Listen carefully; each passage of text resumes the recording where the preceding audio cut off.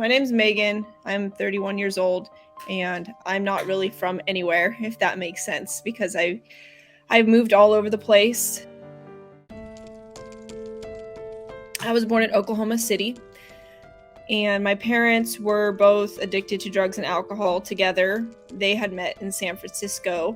He had family in Oklahoma and Illinois. They're Native American from Illinois. And he brought my mom out there. They were still continuing to use drugs and alcohol, and they got married. They had me, and my mom didn't like it out there. So she moved me out to California. Shortly after she moved me to California, she then met another guy and moved us up to Washington State. And my father then got arrested for some major crimes out in Oklahoma. And my mom continued to have more children with more men using drugs and alcohol along the way.